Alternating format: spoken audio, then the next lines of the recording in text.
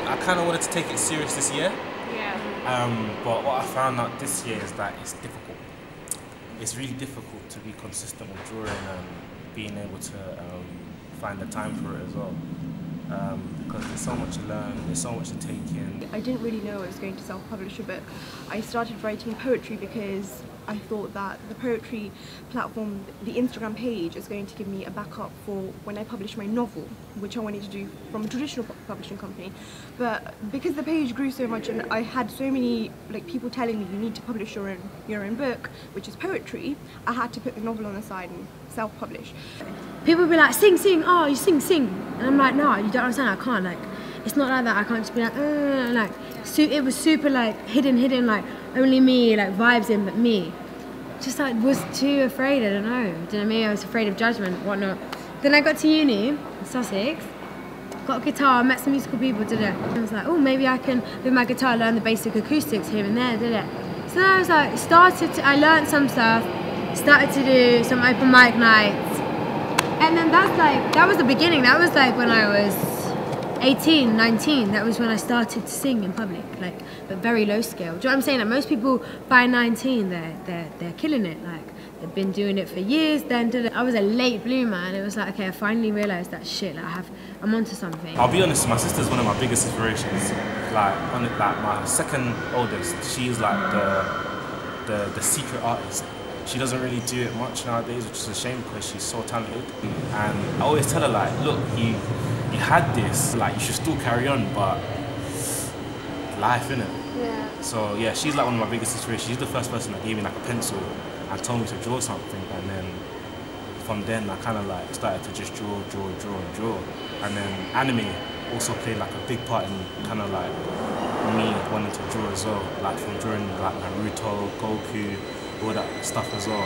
You get really gassed at the small things, you know what I mean? I remember there was one scene in Ghost in the Shell, if anybody knows that, and it's at the end where she's ripping the tank open. You can see all the muscle fibers kind of ripping out, do you know what I mean? That type of stuff gasses you because you're that's real knowledge, because you're able to know what muscles are moving about, and you can know how she's which ones are being pulled and torn. So my mum passed away when I was 4, and my dad was bringing me and my brother up while being heavily depressed. So he had been on depressants his whole life.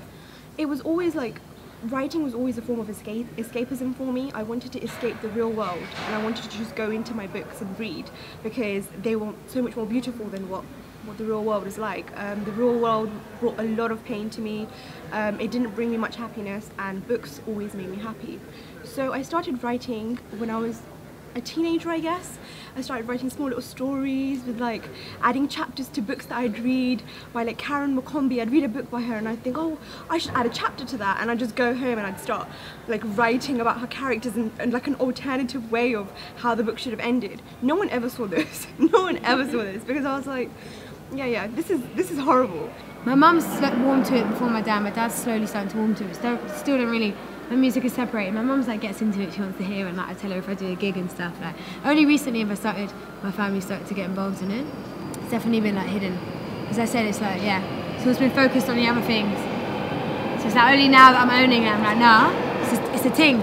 I'm taking this year out. I'm not gonna get a shitty job. I'm not just gonna. At first, when I came back to London, I was like, I'm not just gonna get any engineering job to make money. I know what I want to do. I want to do music. Luckily, my job now is in music, so it allows me to they go parallel, you know. Sorting out one side of it while I can still keep my music on the side, but it's giving me good knowledge which I need to manage myself and even just to own the whole situation.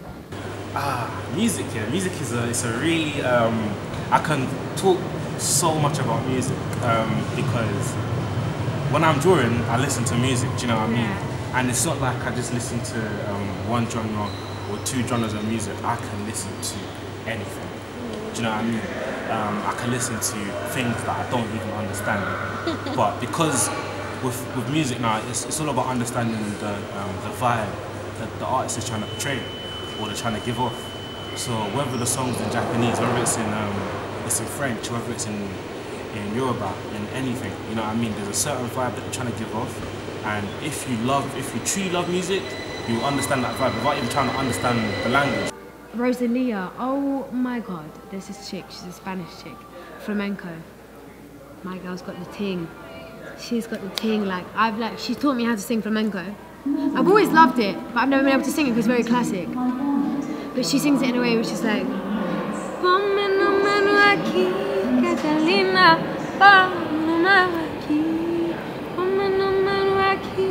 que le tiene frío, mira que le amaré. Aquí, que le tiene frío, mira que me amaré. Do you know what I mean? It's like them Arab waves, and it's like I never used to be able to do it. Like, I'm not even. That was flat, you know. But like she just, I don't know. Like her voice just melts me, and like listening to it, like within a few days, I know it off by heart because I listen to it repeatedly. It gives me such a strong feeling. It just makes me. I'm gonna write, but I don't know if I'm ever gonna earn from it. I don't know if people are going to notice me for it. I don't even know if I'm any good. And then I experienced a heartbreak, and I was like, I need to heal. I need to heal from this. I need some way to just get rid of this pain. And the pain was unbearable. It was like everything I've experienced in my life as a childhood, and then this. And it was like, I was like, what's happening? I've left teaching, I've left something so secure, I've left everything, and now the one person that I loved has left me. And it was unbearable.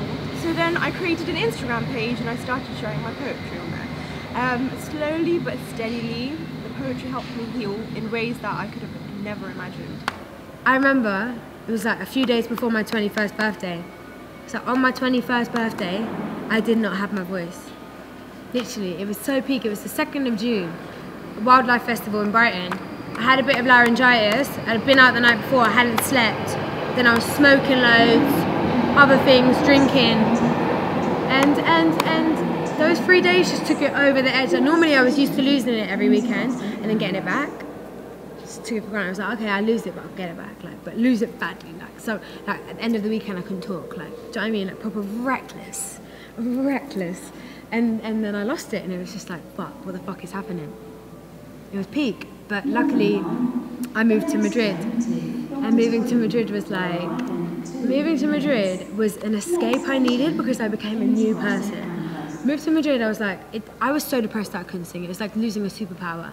It's like losing my whole hopes and dreams just faded. Like I've never felt so weak and like low ever. Like, it's the one thing that just made me feel like I was. Imagine being a superhero who has this infinite powers, and then all of a sudden losing that, you're just a mere mortal human.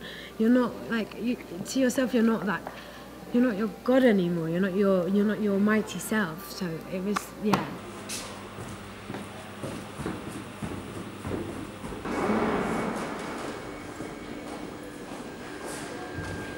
Oh, Anderson .Paak.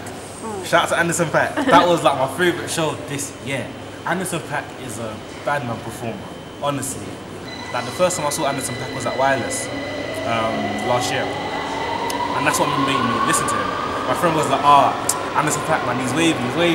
I'm like, whatever, man, any guy. And then I go to this performance now and I see him just like performing. I'm like, cool, this guy's got a vibe going. And he jumps on the drum and he starts. And I'm just like, huh? This is sick.